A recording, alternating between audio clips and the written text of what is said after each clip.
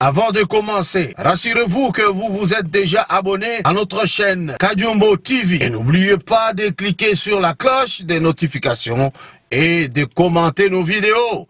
Merci. Ndeko papa pe ndeko mama. Yo ozo vanda na Royaume-Uni. To oza na ndeko na yo aza na Londres. Yebisa ye libela. Agence de frais yango yo esi eye. Agence ya ba professionnel avec des diplômes universitaires ya Royaume-Uni. Oza na nord ya Angleterre. Benga biso na 074 74 80 10 87. Yo ozwami na sud ya Angleterre. Benga na 074 66 70 70 40. Van ezoya tina ndaku pona kotika pe kozwa koli na yo. Olingi yo tinda nini? Mutuka, vélo, carton, biloko ya kolia, pe biloko nyonso ya ndaku. Pas de problème. Cafrex otindi miliki na yo ekomi pe bandeko na yo bameli. Agence Cafrex ezali pona kosunga moto nyonso. Kota na site web na biso www.cafrex.com pona ozwa ba information nyonso etali ba frais. Vraiment Cafrex, c'est au-delà de l'excellence. Bandeko nyonso yo bokutani kuna na Angleterre, na France, na Belgique, na Chine, na États-Unis, na Afrique, mobimba ndenge bobenga kabiso ti Océanie à côté dans la danse. To solaki makambo etali ba blocage na vie ya moto. To expliquaki ba étape tozo kende malembe. Na prometaki ke na koluka mosali moko nzambe chez les chrétiens. Ayebisa bino pona bino nyonso ba chrétien boyeba qu'est-ce qu'il faut faire pour que bolongwa na mitambo wana. Parce que enyokoli bana ya nzambe na mokili. Na lukaki mususu ya kimbangiste nanu apesi nga réponse te. Awa lisusu naza kobongama pour que na luka na baoyo akati ya bokoko ba kosolo na baoyo balinga bokoko ba mona nini bakoki kosala. De toutes les façons, la terre et le ciel appartiennent au Créateur qui est unique. Toketseli ba voix. Na ba voix nyonso toza nango. Mususu ya mabe ezali. Mususu ya solo pe ezali. Qu'est-ce qui nous intéresse nous en tant que des créatures de Dieu? C'est d'être en harmonie avec notre Créateur.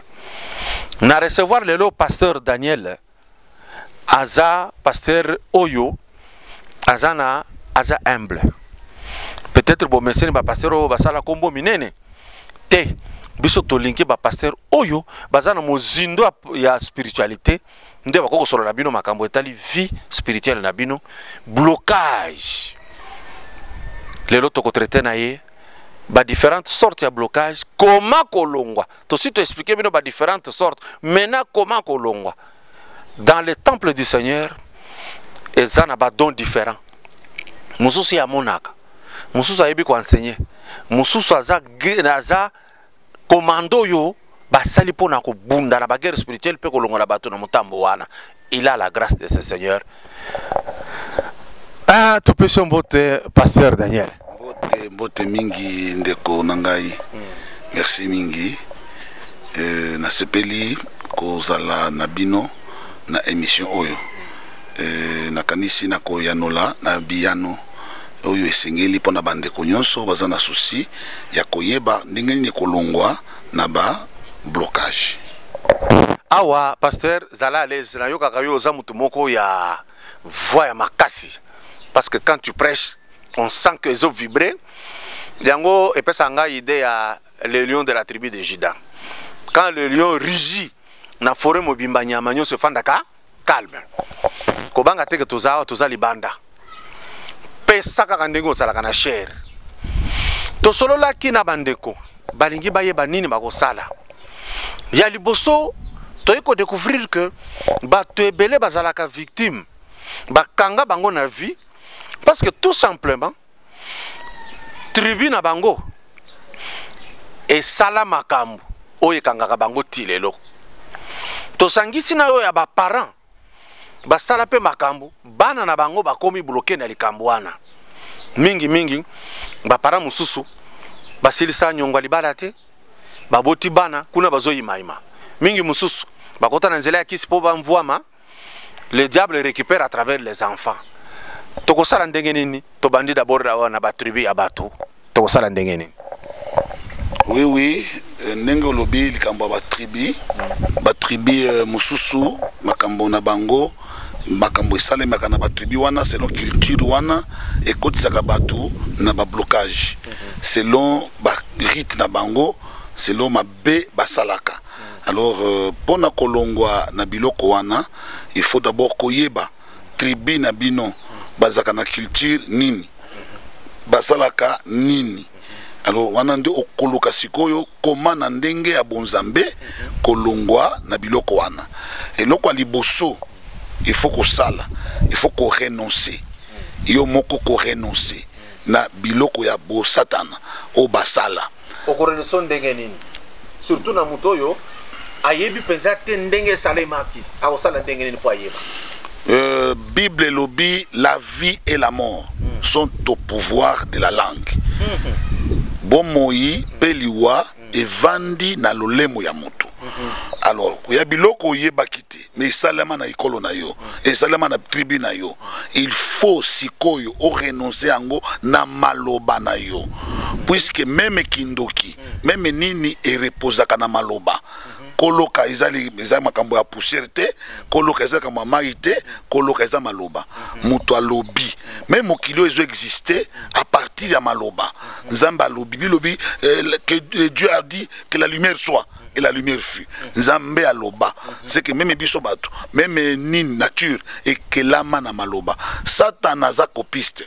Yepe akopiaka. Po aloka mutu, sa maloba. Yope okobebisa makambo ya mabe na maloba. Okotelema olobi ke na boyi.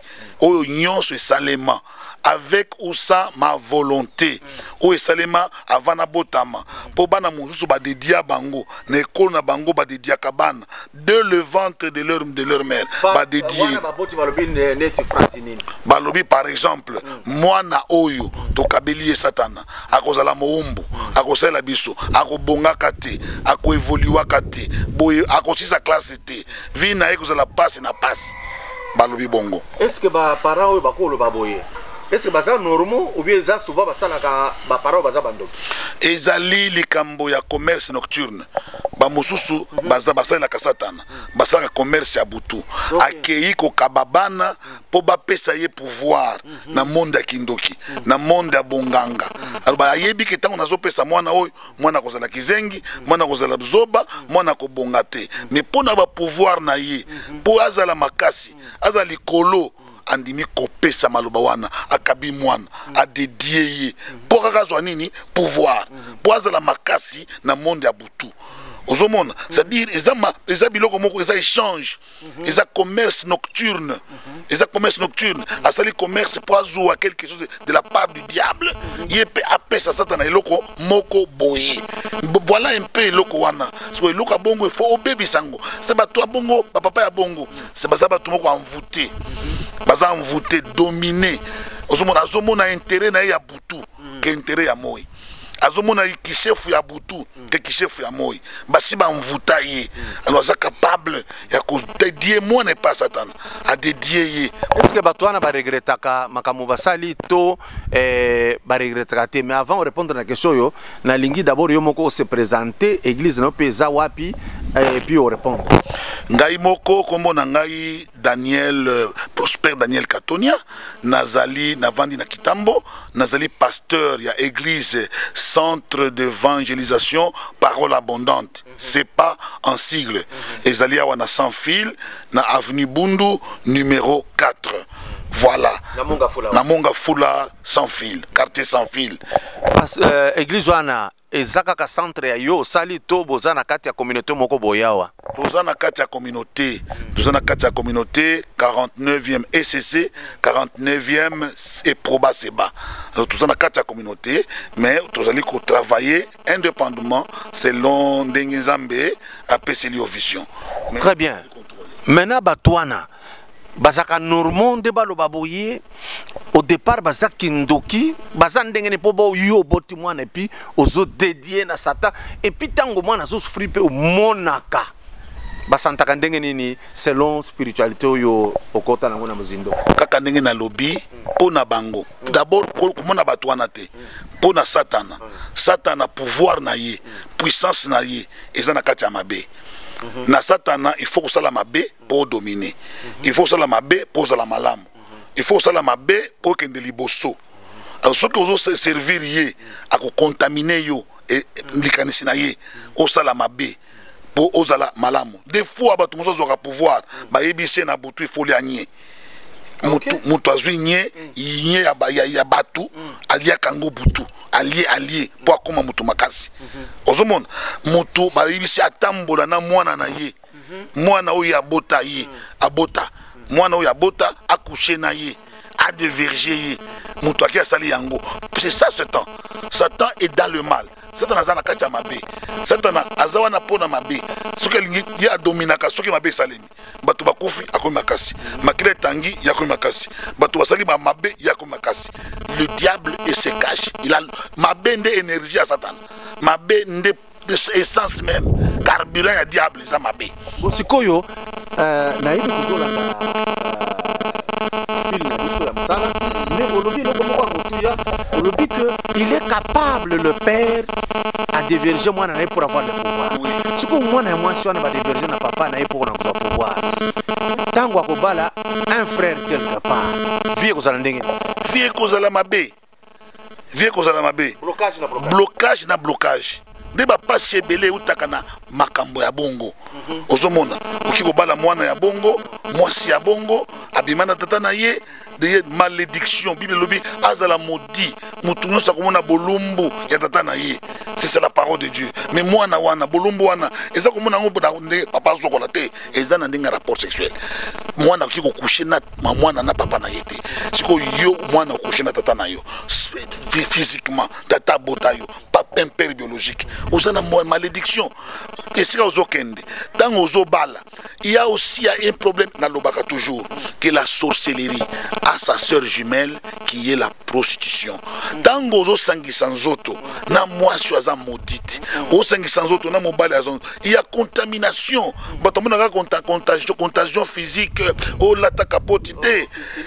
Syphilis, césali. Non. Il y a aussi la contagion spirituelle. Qui est dangereuse d'ailleurs, qui est dangereuse. Ok kobala, ok kozwa mwasi oyo abimana tata na ye. Azana malédiction lolenge nyonso. Makila na ye eza poliwe, eza mabe. Tango kosengisa na ye nzoto. Directement contaminé yo oyo nyonso ya ye. Oyo nyonso ya malédiction.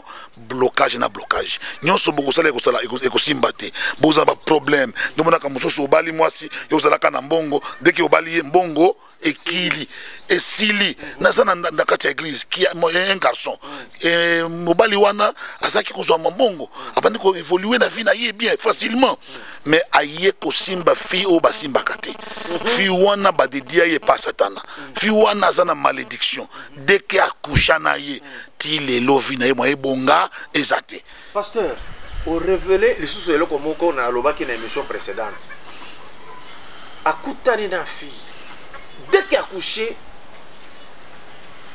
Mbalamoko, phénomène moko salimi.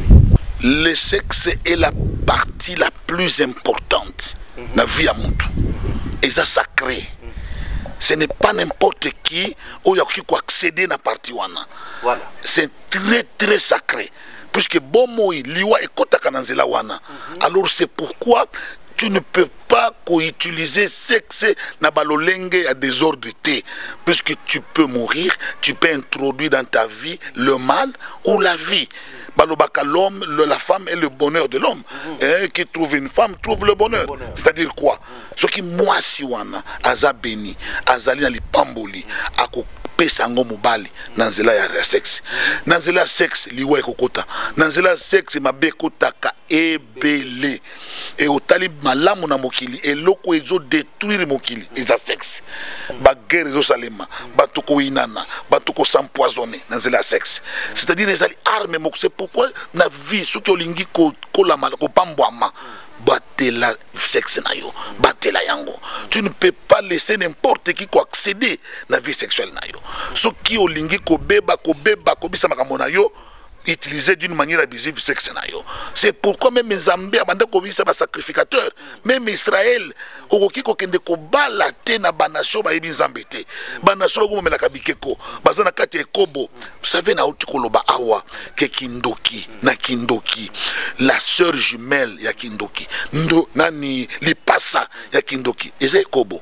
eza ekobo nde lipasa na kindoki eloko mosusu ezalaka te boloki batamboli na kaka na butu wana babandi rapport sexuel soki oza kaka na kati ya kindoki wana eloko mosusu ezalaka te soki c'est pourquoi soki oza na mwasi ndoki yebaki soki oza mobali na ye ya butu ya moi azalaka na mobali ya butu eya eloko mosusu erinyaka te na mondaki ya nini mokili oyo eza bebisamaka na nzela nini ya sexe alors sexe eza eloko moko il faut kodiscipline komaîtriser soki oyebi komaîtriser sexe te c'est fini satana akokota na vie na yo akokontrole yo akobebisa yo puisque vous savez na vie sexuelle eza nini eza likambo ya makila ntango yo ozozwa makila na yo opesi mwasi moko boye ye mpe azwi makila na ye apesi yango mobali moko boye c'est fini nayebi napesa yo exemple moko nakei na Gabon nakuti vi ser moko garçon moko garçon wana akepa nganga koluka kisi ya nini ya mbongo garçon akepa nganga ayebisi ye boye marabu ayebisi ye ke non komeka te pendant 6 mois kokouche na mwasi te pendant 6 mois kokouche na mwasi te vanda bongo garçon alobi ok c'est bon okoka ona kokoka garçon azongi amoni 1 mois 2 mois esimba te alobi te naluka nano fille moko boye c'est-à-dire bapekisaki ngai mwasi na ngai pona ye bapekisi te mwasi na ye akokozwa pembeni voilà ake pembeni azwi fille abandi kobima na ye pendant 6 mois wana abandi kobima na ye papa 6 mois ekoki na moment wana amoni eloko moko te 6 mois ekoki bangalakaki alobi après 6 mois okomona makambo okomona okomona sikoyo biloko ozoluka wana sikoyo 6 mois ekoki garçon amoni mbongo te amoni changement te eloko te nde azongi epanganga me olobaki 6 mois sikoyo nazomona azokomprendre te nanga lobi natuni ye est-ce que orespectaki mibeko napesaki yo abi oui puisque mwasi na ngai ndako nasali 6 mois nasimbaka ye te sauf naza na jeune fille mosusu libanda oyo bande kosimba kobima na ye alobi na nganga alobi na ye kende tala sikoyo vi ya fille wana kende otala vi na ye mikolo na vi ya kala avant yo obima na ye akenda akuti fille wana azotenga kotonga ba immeuble fille azotonga ba immeuble garçon atuni ye me ozalaka na mbongo boye te alobi nga mpe nazo comprendre te bambongo ndenge bato bazokabela ngai bambongo basirkuit ya bambongo nazo comprendre te mikolo ata ngai ezolekela ngai oyo nyonso azokomisa bachantier bamiotuka na comprendre nazongi epanganga be nakuti fi wana akomi moto ti akomi bambongo abi voilà opesaki ye nyonso na yo na nzela ya sexe ozomona na nzela ya sexe satana akoki kovide yo konyokozwa nyonso ya yo yotikali epave même réserve na yo apikoli yango nayebi mpe témoignage mosusu naza na ndeko na ngai moko na kati ya église ce frère là avant azosambela kutu te mais nzambe apesa ye ngolu wana c'est-à-dire quoi c'est-à-dire soki bandoki ya famille na ye baye koluka ye bamonaka ekulusu eye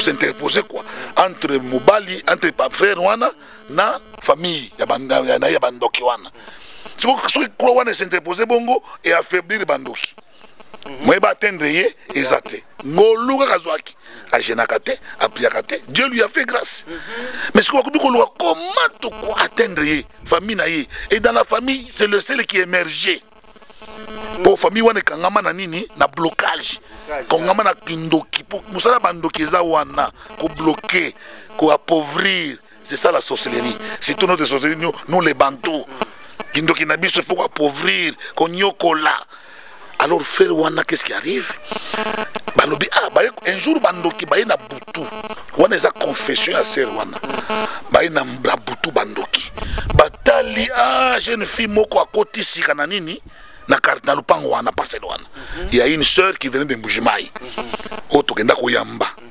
auti na kutanga kombo na yete tango aye na lupango wana zoka de sœur wana azali princesse ya satana mwasi ya satana kutu akushaka aye awo sikoyo ya na ye abengisaki ye bakofanda awo babotama 11 10 nyonso aza na kindoki sauf grand frère na bango nde mama akoka kopesa kindoki te et c'était là cette là qui était mon ami mais yoka sikoyo tango akomi wana ayoka na butu bandoki ya famille ya frère wana babengi ye balobi tokopesa yo mission tokopesa yo pouvoir tokobongisa yo tokomisa yo kitoko pour envoûter nani garçon wana ndeko na biso albala yo to lukiye to gaite soki toke ko zoyer boy ekulusu ebimi soki ekulusu na ebimi ka to lembaka moyete alors to kolinga so to ko zoyer na nzela na yo sala le tout alinga yo ba pesier ba biloko envoûtement ba commissaire kitoko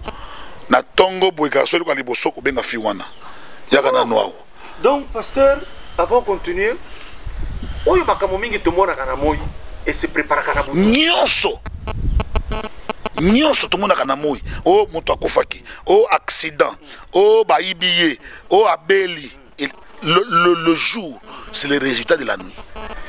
Celui qui veut être fort doit être fort la nuit et le jour il sera puissant. Le corps là diable va fort la nuit. Les enfants de Dieu soyez aussi forts la nuit. Siko yo mobile lingi fi mbala moko lokolo ezalaki préparé fi a résister te andimi garçon lingi mwasi abali na mbongo apesi nyonso basengaka na sima tango kaka bakei o abengi nuit de noces butu wana basangisi nzoto mobile apesi mwasi makila Bible lobi na Corinthiens soki mobali asangani na ndumba bakomi eloko moko. C'est-à-dire eloko wana ya sexe esangisaka mutu bino batu mbale bokomi eloko moko mbala moko na butu wana mwasi azwi capacité ya ko livrer mobali epa ya bandoki akangi à partir ya rapport sexuel ya batu ebele bakangama à partir ya rapport sexuel atambola na fille moko boye oyebaki état d'âme na ye oyebi état d'âme na ye te oyebaki makila na bango te bazaka na nini nsima na ye aza nani otamboli mbala moko oaccumule ba malédiction ebele.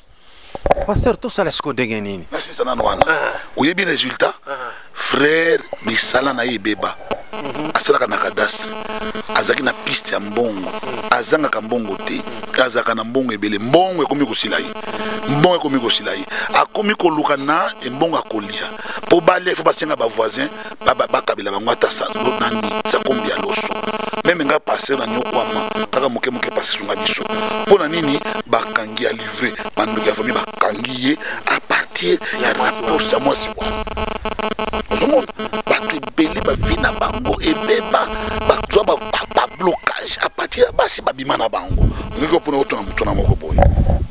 Sikoyo un frère aye alobi pasteur na yebi na ye ko découvrir lelo que na bimé na ndoki oyo tozane na ndako boko solution nini? Solution, il faut d'abord côté ndeko wana ayeba ko mener discipline chrétienne ayeba comment ko pelisa moto abonzambe oyebi ko vanda na mdoki et ça facile ko benga na ye o pelisi moto abonzambe moto a prière akoki maye moko ouais birona ko sala ngo ndenge ni exemple po mingi bazoto na kaka que balobi kaka to prier to pelisa moto to sala ndenge nini na sam akoti na ndako abandi ndenge nini prière ezaka maloba te prière d'abord eloko liboso moni Eli avant moto ekita Eli ayika mbala moko boye te abandi prière moto ekita nzambe non eloko liboso abongisaki etumbelo ezaki renversé abongisi atongi yango selon 12 tribus ya Israël ati sentir tout autour apesi abominya ati omoni biloko wana c'est-à-dire na prière kobandaka na prière mambala moko te il faut d'abord obanda na repentance otubela d'abord masumu na yo moko ya yo moko d'abord osenga pardon epanani ya nzambe eloko ya mibale ondima changement ko changer otubeli nzambe na tsibeli na sala ekomo na vie na ngai siko otiki yango kotubela te uzo continuer nango non na tiki nzambe na kota na manganda bandaka banganga otiki nzambe na saka na bakisi osengi pardon je na bakisi na yo batumbi yango nzambe na saka mutu alolendo otiki lolendo osengi nzambe pardon. Parenthèse na kisi soki tomona ka pasteur rebele mutu apesi kisi mais atumbi te qu'est-ce qu'il faut? Est-ce que kisi sengeli ka kotumba ou bien ko fanda nango pe frère akomi libre? Non kisi faut kotumba ngo faut pasteur ba garda ka kisi sika za mutu mabe c'est que les abattus moko moni ba beso ba pasteur tout ça ya ba pasteur zamba benga na ba pasteur bazana benga te za ba infiltrer pona ko salir musana na Nzambe pona ko détruire ngomba na Nzambe ozomona ngana siyamba mwana moko ndoki ba aye ko tubela aye ko confesser mais alubi papa ndenge l'église moko na kotanga ngote mais église wana alubi papa moyena tubela zalaki te pona côté pasteur wana yepe azo utiliser biloko to utiliser na monde ténèbre mafuta za nango mafuta na biso nyonso za nango ya biso ozomona za batu moko satana infiltrer na église pona ko empêcher lobiko ya bato ozomona mais pas un vrai pasteur opesi ekisi akobomba ngo pona nini akotumba yango akodétruire yango c'est ça la force c'est ça bon évangile to sambwishi musala nani ya satana au garder yango poani au utiliser yango jamais c'est-à-dire frère il faut reconnaître Atubela et puis azalana etumbelo changer nde etumbelo yango wana motema etumbelo ce n'est plus automatique ça na Israël etumbelo za motema ya moto il y a bato azo prier mais mitema na bango mabe azo prier mais dans le péché azo prier na mabe belé katina ye alors moyen prière ezala moto ezate moto wana c'est la sanctification tant aux allez en communion avec Dieu au changer au se repentir au boy mabe prière na yo comme moto papa ndo ya ko supporter yote sikona moma wana akubanda ko sanctifier nzoto na mwasi na yaki ndoki wana bi akati conseil monene il faut continence il faut akata séparation kuna ne bazo zoyo bosi longtemps ozo sala eloko wana bako zoyo bako affaiblir yo bako dominer yo domination ebele za ekutaka nde kuna domination ebele okuta un grand général ne ba domina ka na butu na mwasi ba domina ka okuta mo chef de l'état mais na butu moi ça domina ka eloko wana soki oza makasi yango pour la lobby il faut un moment de continence pour na ko vaquer na prière moment moko ya continence pour vaquer la prière ozomona alors c'est moment moko katina non séparation dans des corps et même bandi ko mususu bazana na basi ko ba pesela mbongo te a balaïté ni prédote ni dot a pesate mais avant na mwasi wana a pesaka ba nini et abota kabana il est essuyé il est dans le péché et azo pesa déjà une porte ouverte pour na bandoki yango nous avons traité eloko wana heureusement reprendre yango que za source ya blocage grand source ya blocage grande source c'est pour grande source une grande source à blocage ce qui yo oyebi eloko wana papa nazana mon affaire moko ce qui a botika mwana faut kufa ce moi ça se kazemi bazemi somo na tonaye ton ebisanga na bobala na mwasi na ndenge nini voilà alobi non ngana pesa mbongo te ko pesa mbongo te eloko te bobonyaka boye to banyaka boye mais famille na bango bayebi ki aza mwasi na famille na bango bayebi même la tradition bozali banda même na bozembe bozali banda alors ça c'est la porte ouverte aux sorciers donc on a le kabana wana a continuer ko loka bino na pesa des choses na lobby et loko liboso na suspendre yo tu ne peux plus modérer na église au temps non au bali mwasi na yote c'est ça deux pour modérer au servir Nzambe kata rapport nani na mwasi wana a mwasi na yote ezaki maizoza makango soki okati na ye au séparation des corps au commun dans le boko na Nzambe faire wana sala bonga tout ça pendant 7 ans il a persévéré pendant 7 ans azalaka na bongo te 7e année asituka papa Nzambe va pamboli mutu na église mbala moko ayeba ta makambo na yete abengi abifere yaka ngai na kobaila yo mwasi oyo toke na famille na moi na ye ba senga facture a pesa mbongo a salisa mariage mutu mozusu a salisi mariage to pamboli libala wana lelo bazana bana bazoko fate mbala moko ekangi biloko mozusu ekosinga ba priere belé te et sur acte opposé ka acte et moi tolobi eloko liboso etumbelo pona kobongisa ngo repentance sincère kolele pa na Nzambe na sala boy Nzambe na za mutu mabe na tikinzela oyo na boy tango boy manzela wana masumu au se repentir vie na yo comme dangereuse mais pasteur a ozoka musabiso parce que ba pasteur ya ajina bino batea ka repentance te zakaka miracle okende na lola tango Yesu akoya et puis okende poto nani alingi poto atie mosapeli koloni netindi yo lo bamba kamba boy yango na lobby omoni suko osa engagé na patron posa liboso vrai engagé ko za na posa ko sala volonté à patron des bons serviteurs ko sala volonté nani ya patron nayi a sepelisa nini patron nayi alors ceux qui nzambe muto engagé yo et loko liboso eza mbongo te eza voyage te et loko liboso ko sepelisa nani nzambe pondé patron na yo ndi muto abengi yo et na nzambe ya pas d'autre discours na nzambe loko la repentance au bandi na ancien testament c'est la repentance discours ya nzambe repentance na ba Noé na banani discours na bango repentance Jésus-Christ aye repentez-vous Saint-Esprit pour akita repentance ba apôtre ba yebisi foule donc ba tout ça n'est pas tout ça lokola bino balobi loko liboso botubela repentance c'est le plus grand message ya nzambe et sa repentance olingo se pe nzambe il faut te watu ba ko ramener bango na repentance nzambe ko sepela ne loko liboso ngona lobi un serviteur de Dieu azana pona ko sepela batuté mais ko sepela muto engagé il est prêt même à mourir so beaucoup bomaye à ko changer discours pour ça na posa ko sepelisa oyo muntu engagé et qu'il a engagé c'est Dieu alors ce mon serviteur ba serviteur ebelé on a lobby na yoke ebelé ba za ba infiltrer ba mosu ba infiltrer te mais ba koti na église pona ko luka soit mbongo amoni asala ki boye simbite sala ki boye simbite na sanenge lokola ba nzamba saka fin a koti na makambo évangile ozomona azoluka honneur azoluka gloire nde bato azaka na bopeta ko sala bakisi tout ça ou bien asali ki cité mais ko luka honneur wana akoluka sikoyo na kombo ya Yesu Kristo mutu wana à côté ya évangile yo nzamba sepeli nango à côté ya évangile bato ba sepeli na bongo c'est ça akoyebisa bato makambo bato alingaka prospérité bato ngaka mongo guérison na kumona ke guérison yo simbate akoluka kisi akende koluka kisi sikoyo akwesa bato nini pourquoi pour azana succès bato ba ya azwa mbongo mais oyo abengami na nzambe azwa mbongo te ya problème na ye bato ba koma na repentance mtuki atei mate awana asepeli ayoki kimia ayoki esengo po atei eloko nzambe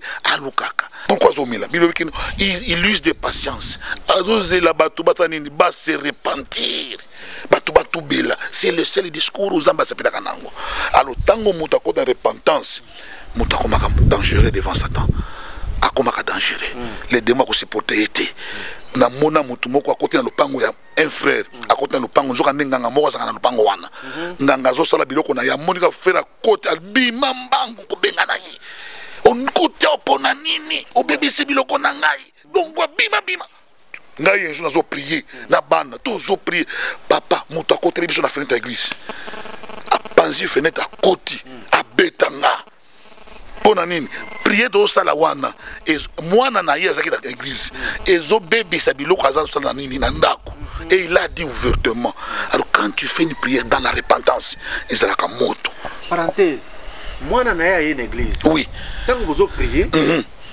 c'est le lien de sang esprit na force et lundi sang à moi voilà atteindre papa donc si on en dit bien ba papa ya boyende bazwa batia blocage na bana na bango oui batia blocage na bana bisasa na bango mona mona ténèbres il faut sacrifice il faut sacrifice yo c'est la satana ça doit ba sacrifice sacrifice est liboso importante un prison de sacrifice important devant Satan et c'est d'abord bana le sang et loko liboso ezabana c'est pourquoi même bana miki et beto sur la kana bango soit pc kindoki basinga kaye papa pesa biso papa na bino pesa biso mama na bino bandeko nayo le sang ozomona ende loko diable alukaka mingi yango ata bomoni mwana abisazu kindoki papa apazandoki bakosenga yala kisa que il aime vraiment Satan et il aime ce qu'il fait bakosenga ye apesa sikoyo sacrifice ya bana yango ko de loko liboso kosenga bakombo ya bana nyonso akomango tous les enfants akoma kombo na baba na bango à livrer apesa yango Satan c'est beaucoup sacrifice comme victime nyonso diable akoloka kosala mokili akosala ngo epa na bino yango mona bato mosusu moya tanga maila classe ata sali effort ndenge nini puisque papa a sacrifié bango oteleta nzambe asingaka Abraham nini mwana asingie mwana pesanga mwana na yo alo Satan aza copiste ozomona alo sekwe pa Satan akoloka yo na bana na yo c'est tout yango komona ba sacrifier bino tango ba sacrifier bino moyen bo évoluer ezate puis chaque fois ba faire pour ça ba effort bo banda komona ba mur moko ezobota ba mur ba résistance moyen que de liboso ezate mutuna ya suka pona lelo parce que to continuer na ti ba to boza solution garçon a déverger mwana bato atiki akei Bible lobby so déverger mwana il faut balayer mais ya atiki akei suite ezanine suite eza malédiction omoni yango na lobaka ta na Congo na Congo na biso na lobaka tokoki koloba ndenge tolingi. On peut prendre même l'ange Gabriel a commis président de la République. Et déjà qu'ils ne seront pas jamais, qu'ils ne seront jamais bénis. Bona mabe basala sala. Bolamu ya mutu, bonheur ya mutu.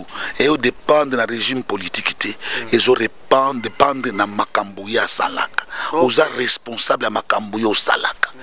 Oiba bangulu ya batu, oiba bambantaba ya batu. Les locaux ko souffrir. Oh Antoine Tshisekedi a sous salaire comme côté. Oh non, ma benayo. La Bible dit que ton péché t'atteindra. Ton péché t'atteindra. Ozomon na teka batunga yoyo. Na lobi o kiko vivre na ndako ya Tshisekedi. O vivre na ndako ya nini ya président Trump. Mais ozola lanzala. Bazo bossa na yo. Na nini bazo bossa ba comprendre te. Parce qu'il y a une malédiction qui est sur toi suite à ma bé au sala. Moi na bato vendu au déverger, au tiki OK. Mon ko déverger c'est sacré. Dans le bac c'est sacré. Hein? Mais même dame d'Algérie va sacrificateur, yo bino ko bala ba vierge. Ko bala moi so de vierge, nzamba yebi. Siko yo ko mona bato au déverger OK. Il y a bato à déverger ce qui dit fille. Moi ça déverger ce qui 30. Malédiction boni basa nango. Bato bongo. Et puis tala na ebisa ki OK. Le diable tire son pouvoir dans le mal. Na monde à ténèbres sikoyo. Ce qui OK ko luka mbongo, succès ba ko senga au déverger bana bato. OK. Oui. Beaucoup de exemple mabé. Exemple biloko mabé. Ozo sala mabé. Tu abuses des filles. Alors biloko wana Satan n'a pas na pouvoir. Mais pour Nzambe et raté yo bana ba ko raté te. Bana ba ko raté te. Mais tala na Bible de moni Abraham. Non ne connais biso Noé. Moi na moko aseki pour ça bolombo. Mais tant Noé a la mot qui va expliquer la situation, il n'a pas maudit son fils, à maudire Kokonaï. Et bien, ça là, peut-être que moi je prospère, non? Mais dans ça là, mais bana. Voilà. Bana. Bakoko na yo. C'est pourquoi grande bénédiction à Moutou, Isabana. Grande bénédiction Isabana. Et le diable aime toucher les enfants. C'est pourquoi il faut qu'on y ait. Et si Kanini Kochanini, Lokolo. Kosala na mokili n'importe quoi te parce que misal to sala eza semence ko semer za mbongo te et to bana église semer za mbongo te ba acte to sala eza semence to ko récolter résultat ma be osala ka wana obomana bato o diverger ozo sala ozo iba ozo boma ozo sala ma be na ndenge nyonso e kolanda yo soit yo moko avant okufa o mona yango soit bana na yo bakoko na yo e kolanda bango yango okotanga na Bible c'était Élisée ayebisi na nani Géhazi tanga ke koyeba biloko ya bato ye Élisée aboyi kozwa offrande wana abingana kozwa ngo te ya landi bango akosi bango o bapaya baye Élisée tininga bo pesa nini biloko mongo wana bapesi l'esprit de Dieu saisir Élisée non la lèpre ne quittera jamais ta maison jusqu'à nos jours ndako ya Naman neno ya Géhazi ezanga mutama bate ezanga tilelo c'est pourquoi mutu tala nini kosala na vie veiller na misala na yo veiller na ba acte aux opposés parce que ça semence et continue na mabele et kobota un jour et kobota nanga ka prophète moko banda koloba un petit prophète moko boy soka ye pa ngai so azo prophétie bato ozando ki avina yo na manda kolinga expression na ye mingi wana c'est-à-dire l'homme est responsable ya makambo zo komela ye d'abord yo moko osalani et il y a une façon ya ko échapper na malédiction ba parents il y a na malédiction ba koko na nzela ya misala yo zo sala na makambo zo sala lelo ya kitoko e koki ko longola yo na influence ya bakoko na makambo sala mabe e longoli yo nde omonaka bato nyonso bazalaka bien te na famille wana mais excepté ye ce qu'on t'allie bien il marche dans la droiture abona nzela ya nzambe atambolaka ndenge esengeli alors mbala moko abomi baliance wana abomi abiza brisé yango à partir de misala na ye yango nazo se message sur la repentance alors mutu il faut agir ya ba ko gérer vie na ye qu'est-ce que tu peux faire na ko tia lokolo wapi na tia lokolo wapi te qu'est-ce que je peux faire et qu'est-ce que je ne peux pas faire parce que na ozo sala ndé ko pesa yo vie ya lobe ndé okolona ba bible lobi que celui qui s'aimera par la chair moissonnera par la chair la mort la mort le salut du péché c'est la mort ozo sala ndé ko bambola yo ndé ko benga yo bolamu ou bien mabe zomona zamba lobi na proverbe il y a 6 choses que Dieu est surtout 7 même atangi yango na biloko na ozo sala ngo ozo boma ozo répandre na makila o diverger bana bato ça aura des répercussions. Alors, il faut tambola na kobanga nzambe. Tala bolamu na batu. Hein? Au Bible lobi que au moni mutozana dans les besoins sungaye. Au moni mutozana ne te détourne pas de ton semblable. Au moni mona mutu, au moni 10 commandements. 10 commandements et vendre na makambo mibale. Et sili l'amour de Dieu et l'amour du prochain.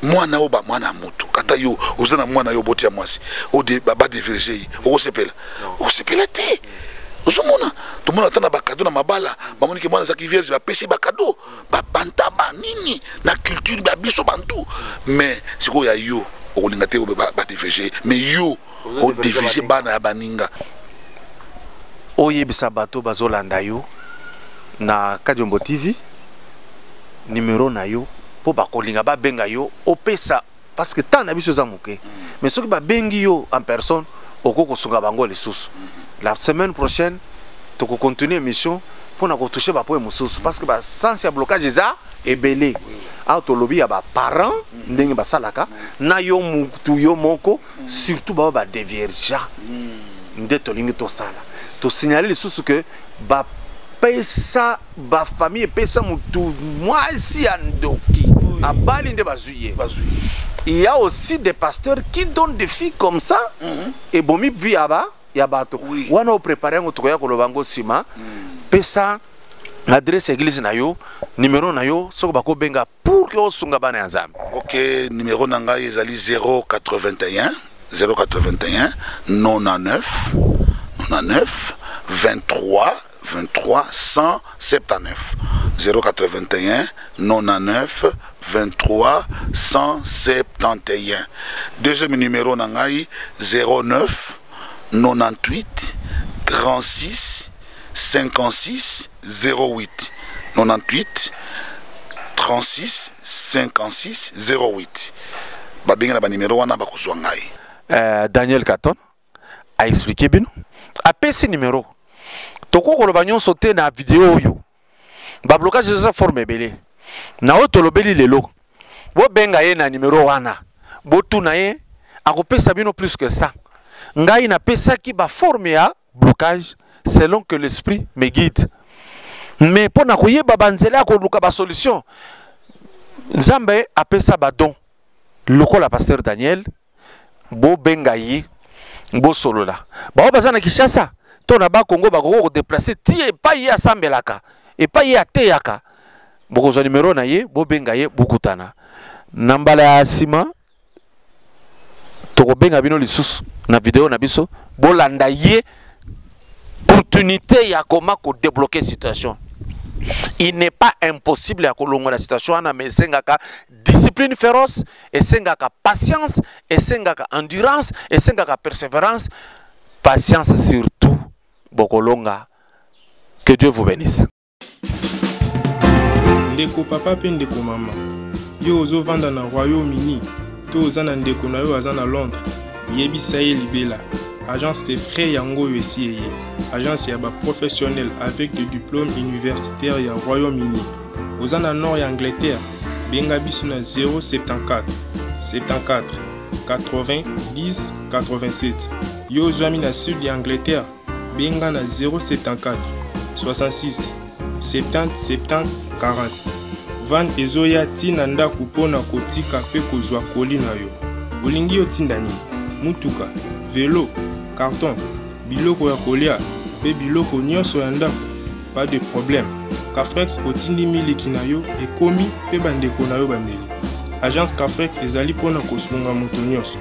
Kota na site web na biso www.cafrex.com pona ozwa ba information nyonso etali ba frais. Vraiment Cafrex, c'est au-delà de l'excellence.